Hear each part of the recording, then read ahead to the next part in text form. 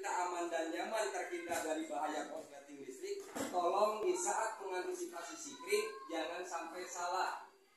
Contoh, misal di rumah ibu atau pak guru, misalkan terjadi konslet, biasanya kan kalau yang lama ada kabel rambut di dalam sikring. Nah ini jangan sampai salah, karena biasanya begitu terjadi konslet, begitu kabel rambut yang di dalam sikring sering putus, akhirnya kita kesel, aduh ini sering putus, males beli lagi. Akhirnya ngambil kabel rambut atau kabel serabut yang banyak, dipelintir-pelintir jadi satu, dimasukin ke dalam sikring, katanya supaya sikring awet.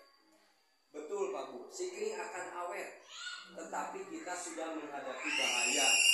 Karena begitu terjadi konslet antara min sama plus nyatu, harusnya kabel serabut yang ada di sikring putus secepat mungkin, jadi tidak putus. Itu akhirnya apa? Terjadi bahaya konsleting listrik atau anjlok ke MCB yang di meteran. Sering terjadi konslet, MCB yang di meteran sering anjlok, apalagi kalau nggak kuat anjlok. Ada konslet anjlok karena sikringnya tidak berfungsi. Akhirnya lama kelamaan fire yang ada di MCB lemah. Kalau sudah lemah kita yang rugi. Baru pemakaian sedikit sudah anjlok, pemakaian sedikit sudah anjlok. Apalagi kita kalau misalkan ibu-ibu, mohon maaf kalau lagi nonton TV cepet anjlok ya, biasanya langsung keluar, langsung dibalikin. Kadang-kadang balik lagi dipaksakan. Ya Pak, itu tidak boleh Pak. Itu bisa keluar api, bisa kebakar, dan per di dalamnya bisa lepas, itu bahaya. Jadi tolong kalau misalkan anjlok MCB yang di meteran, mau itu nggak kuat di pemakaian ataupun ada konslet, tolong untuk mengembalikannya jangan langsung dikembalikan, tetapi matikan dulu semua peralatan di rumah kita. Kita tunggu maksimal 2 atau 3 menit supaya MCB-nya dingin dulu. Nanti baru dikembalikan secara perlahan. Kalau sudah kelak itu pasti jadi. Jadi jangan sampai masih panas, balik lagi terus aja, itu bahaya. Sering terjadi kebakar. Tetapi kalau kita pengembaliannya seperti tadi, insya Allah per yang ada di MCB meteran akan awet dan kita terhindar dari bahaya konsleting listrik. Nah itu untuk konslet Pak, secara garis besarnya seperti itu. Nah di sini ketika kita sudah aman dari yang namanya konsleting listrik karena penanggulangannya seperti tadi, nah kita yang harus diperhatikan yang selanjutnya yaitu bahaya arus bocor listrik. Ini yang sangat sering terjadi di masyarakat. Karena untuk pengertian arus bocor listrik yaitu mengalirnya setrum bukan pada tempatnya atau berpindahnya aliran listrik melalui media penghantar. Makanya dari kebocoran ini, kalau kena ke manusia yang dinamakan dengan kesetrum, kalau nempel di benda yang bisa mengalirkan aliran listrik, bisa mengakibatkan pembayaran membengkak tiap bulan. Contoh, ada kabel lecet digigit tikus atau sambungan karena sudah lama solasinya terkelupas. Bagian setrumnya nempel di tembok, malam hari lembab atau siang di musim hujan, setrum akan merambat ke tembok masuk ke pembumian. Setrum sama kita kepake enggak, tapi tiap bulan ikut kebayar. Tapi kalau KWH pulsa berarti pulsanya cepat habis. Nah itu Bang. Kalau misalkan kita mau ngecek apakah di rumah kita ada kebocoran atau tidak, itu mudah. Nanti pulang sekolah matikan semua penggunaan. Terus kalau KWH lama, kita lihat piringan meteran muter enggak. Kalau muter, walaupun lambat, berarti sudah jelas adanya kebocoran di instalasi rumah kita. Waduh Pak, saya mah listriknya di rumah KWH-nya sudah pulsa. Gimana ngeceknya? Matikan semua penggunaan, kita pijit angka 4 sama 7, terus enter. Nanti akan muncul angka berapa? Misalkan 10. Berarti ada kebocoran sampai 10 watt. Itu 47 enter.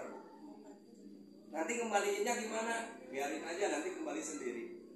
Nah itu untuk mengecek kebocoran. Maka dari itu tolong perhatikan untuk instalasi harus sering dicek. Dan jangan sampai ada colokan atau stop kontak yang kendor, itu dibiarkan. Karena itu sering terjadi meleleh akibat panas. Karena penyebab terjadinya arus pendek listrik bukan di atas, di plafon bukan, tapi di bawah di penggunaan kita. Makanya disebutnya hubungan singkat arus pendek listrik yaitu kebakaran.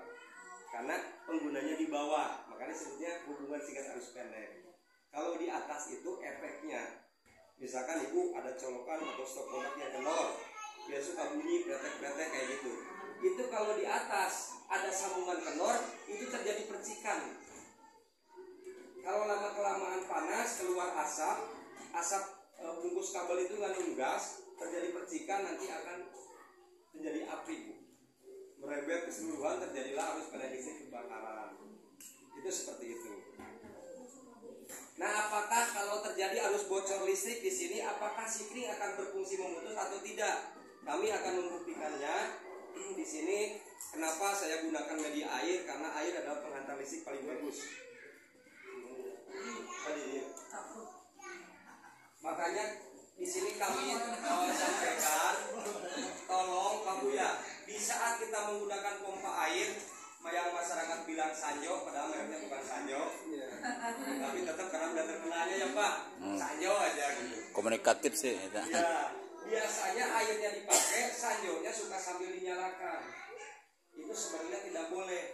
Harusnya sanjonya dinyalakan dulu, suruh airnya penuh, sudah penuh dimatikan, baru airnya dipakai. Karena kalau terjadi arus bocor, ini saya gunakan media air karena air penghantar listrik paling bagus. Ini kalau saya masukin semua min sama plus, ini tanpa pembungkus, Bu Pak. Yang ini nyala, sebelah sini setrum, ini min. Kalau saya masukin semua, menurut Bapak Ibu guru, listrik di sekolah ini mati ya? Konslet enggak? Konslet yang pakai alat mah. Konslet ya Pak. Nah ini faktanya. Ini tidak akan memutus sikring. Jadi sikring tidak akan berfungsi memutus manakala terjadi arus bocor listrik. Ini kalau saya biarkan terus menerus, ini lama kelamaan air di sini bisa jadi kopi, bisa panas.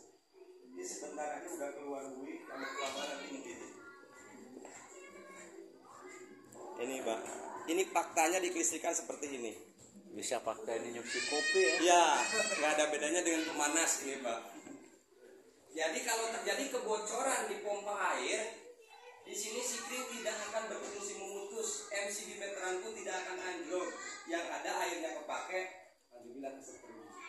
Banyak orang yang meninggal lagi mandi di kamar mandi akibat kesetrumnya air. Karena ini.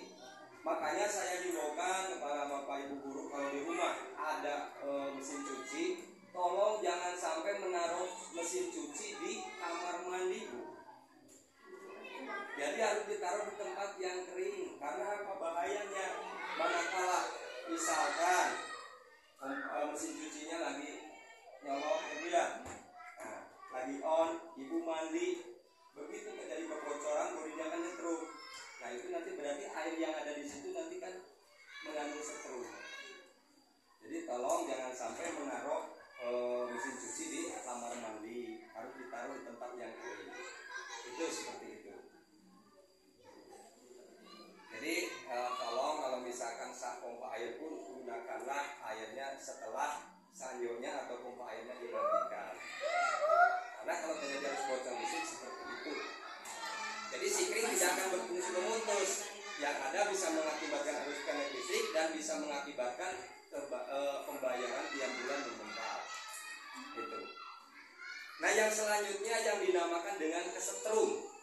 Karena dari bocor ini kalau ke manusia dinamakan dengan kesetrum. Untuk pengertian kesetrum, yaitu mengalirnya setrum melalui tubuh manusia sebagai media pengantar ke pembumian. Maka manusia atau makhluk hidup akan merasakan kesetrum, bahkan sampai gosong. Jadi jangan punya pikiran, mohon maaf, opa burung, kenapa manusia kesetrum? Karena darahnya banyak. Buktinya burung di tegangan tinggi tidak gosong. Itu bukan karena itu.